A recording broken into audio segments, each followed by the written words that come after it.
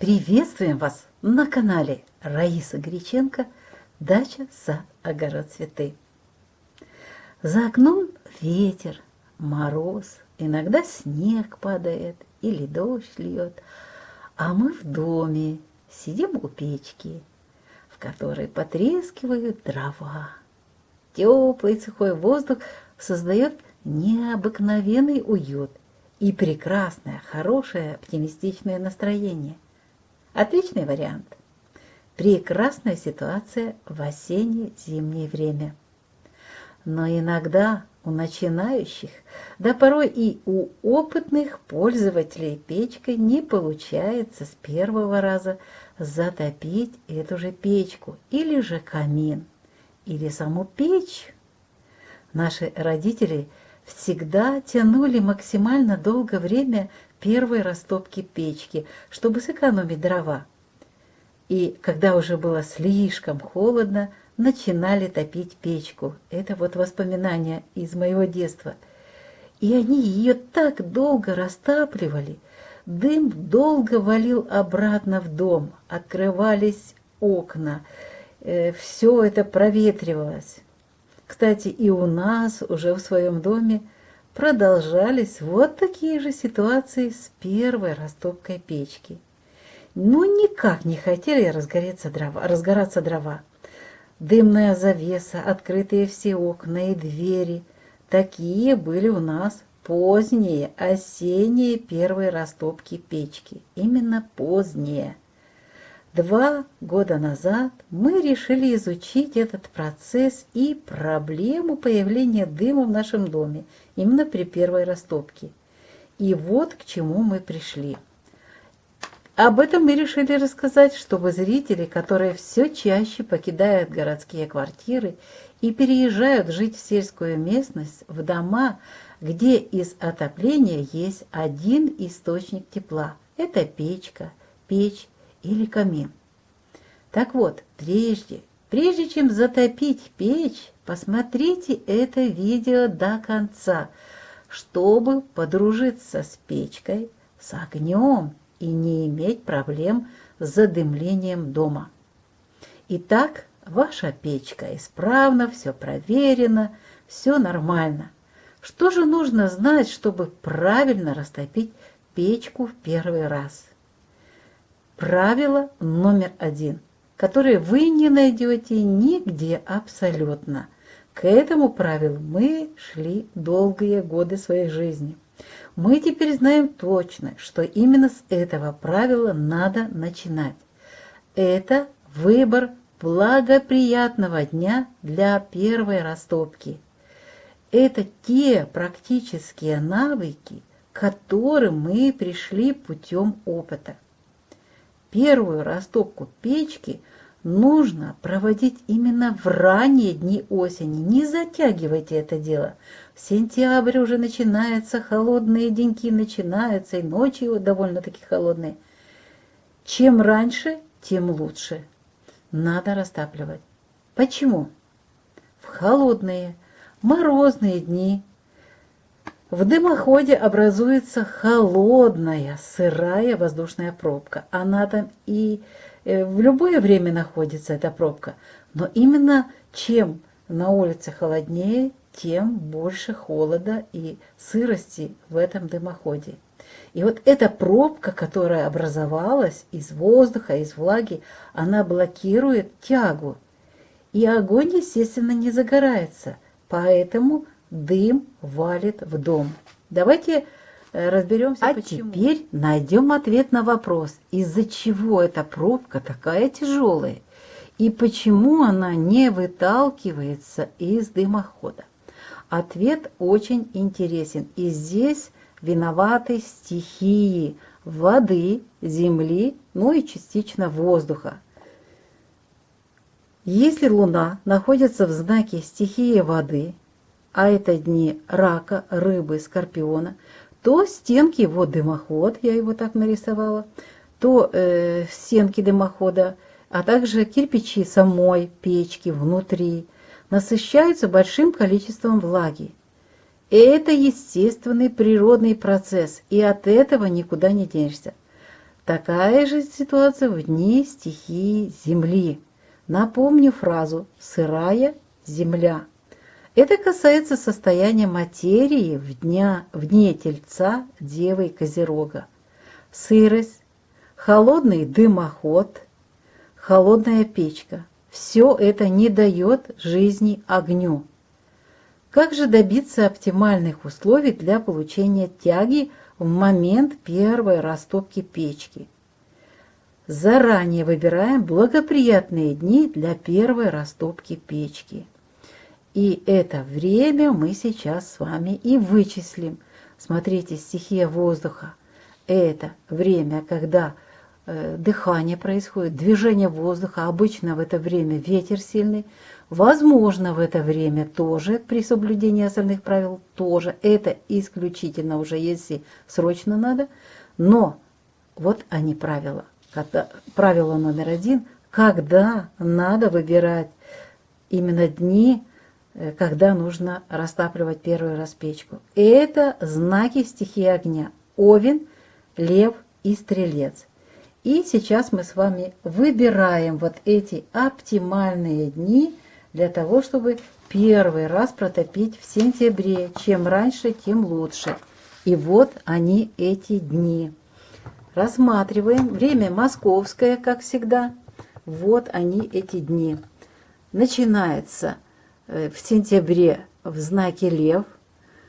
Луна убывающая, растущая. Я уже путем опыта пришла к тому, что главное, чтобы здесь был знак огненный, стихии огня. И вот первое можно вот эту протопку провести 4 сентября в любое время суток, 5 сентября тоже в любое время суток. Далее Стрелец, замечательное время для того, чтобы первый раз протапливать печку. 12 сентября с 13 часов и до конца суток. 13 сентября все 24 часа. И 14 сентября с 0 часов и до 13 часов. Я даю оптимальное время, вот эти часы, это за минусом тех 3 градусов перехода из знака в знак Луны. Вот они есть, эти часы, на них и ориентируйтесь. Следующий знак – это Овен, убывающая Луна. 21 сентября с 12 часов начинается и до конца суток. 22 сентября все 24 часа, 23 сентября с 0 часов и только до 10 часов. Ну и если вы вдруг не можете выбраться, это касается тех, у кого есть дача, и не можете выбраться в эти дни, которые уже названы, то в крайнем случае, это уже просто подсказка еще, можно протапливать первый раз печь вот в дни стихии воздуха. Тоже очень хорошо растапливается печка. Это дни весов. 8 сентября с 12 часов и до конца суток. 9 сентября все 24 часа. Водолей – это всегда ветер. И очень хорошо горит, даже иногда задувает дым. Но все равно старайтесь, конечно, очень аккуратно выполнять следующие правила, о которых мы чуть-чуть позже поговорим. 17 сентября все 24 часа, 18 сентября с 0 и до 18 часов. И в Близнецах выбирайте 26 сентября с 9 часов до конца суток, 27 сентября все 24 часа, 28 сентября с 0 часов и до 10 часов утра. Если же вам надо будет растопить печь в более поздние дни ноября, декабря, то снова же выбирайте дни стихии огня. И огонь поможет себя поднять и поможет, стихия огня поможет вам вашу печку растопить как можно быстрее. Ну а чтобы помочь огню занять почетное место в доме, ведь это источник жизни и тепла, надо еще выполнять и другие правила. И мы о первом уже очень так долго говорили неспроста, потому что оно главное, а второе уже сами технические моменты. Ну, второе правило – откройте полностью задвижки. Это очень важно. Откройте поддувало. Правило номер 3. Прогревать печку, а также дымоход нужно постепенно с помощью куска газеты. А вот еще лучше разложить в топке пару кусочков сухого горючего. Оно в хозяйственных магазинах продается. Мы когда-то в школе очень часто пользовались при лабораторных работах физики, химии. Вот эти кусочки сухого горючего, они есть. Оно не дымит, это горючее, горит медленно, но выделяет тепло. И вот это тепло поднимается по дымоходу и вытесняет холодную, вот эту сырую пробку невидимую. И стихия огня помогает небольшому огоньку справиться с этой тяжелой холодной пробкой и вытесняет ее из дымохода. В дни стихии воды или земли нужны очень большие усилия в виде газовых горелок, пылесосов, чтобы вытолкнуть эту пробку. И на это нужны еще и время, и немало времени, и целая куча проблем. Так что стихия огня вам в помощь. Правило номер 4. Дрова. Дрова должны быть сухие. Хорошо, если в крайнем случае их заготавливали в этом году, но еще весной, и просушили их хорошо. Ведь дрова для того, чтобы дали хорошее тепло и были эффективно сожжены, и с эффективным теплом, у них влажность должна быть 15%. Сырые дрова плохо горят, дымят, и, кстати, теряется теплота сгорания от 35 до 55, иногда до 60%. При этом дымоход и колодцы печки быстро забиваются сажей. Мы сами с этим столкнулись, поэтому вам об этом рассказываем и подсказываем. И это, кроме того, что может быть проблема с воздухом в доме, и можно задохнуться от дыма, может еще и быть пожар.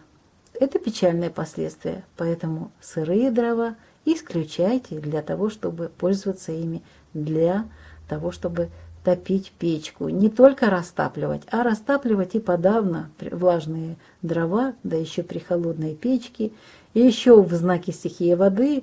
И это испорченное настроение, черная копоть везде на стенах. Ну, оставим это. Это было у нас тоже в прошлом. Теперь я надеюсь, что вы не повторите эти ошибки. Идем дальше. Правило номер 5. При растопке печи нужно открывать форточки, двери, для того, чтобы поступал кислород к поддувалу, к этому месту, где поступает вот нужный вот этот воздух, который с помощью стихии огня, вот это все дает возможность, чтобы разгорелись дрова и печка нагрелась, и была вытолкнута вот эта тяжелая сырая пробка из дымохода. Растапливая печку, а далее работать с ней каждый день, скажу вам честно, это целое творческое дело и очень приятное, хотя иногда весь измазан в копоти, но зато этот огонь, это тепло, это так приятно. У каждой печи и камина свой характер, свои особенности. И вот я вам говорила о первой протопке печки, то же самое касается и печи, и касается камина, тоже те же правила. И вот каждому вот такому сооружению тепла, источнику тепла нужны свои подходы и ключики. Находите их, но эти поиски должны быть сознанием дела, и постепенно это нужно делать. Поэтому начинайте пораньше, уже начинаются холодные деньги, используйте их. Мы же сегодня рассмотрели общие правила первой растопки печки. И очень важное правило номер 1 – это дни, когда нужно проводить растопку, первую растопку печки. Это дни стихии огня. Если у вас нет возможности, не записали, где-то имеете всегда вот этот календарик отрывной, в котором написаны знаки стихии. И там вы должны запомнить знаки стихии огня. Это лев, это овен и это стрелец.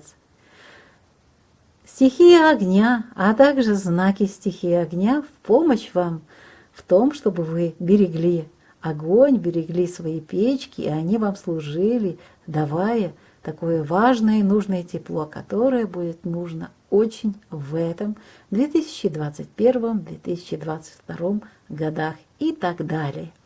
Раиса Горяченко и Александр Волик поделились своим опытом, к которому пришли десятилетия наших родителей опыт, а также наш опыт. И вот мы пришли к этим наработкам, и сейчас есть возможность уже не повторять ошибки, а просто-напросто посмотреть это видео до конца, поделиться этим видео с другими, написать комментарий и таким образом поблагодарить нас за то, что мы проделали для вас, подготовили это видео, и на этом мы ставим сегодня точку. Всего вам самого доброго, до новых встреч в новых видео на нашем канале.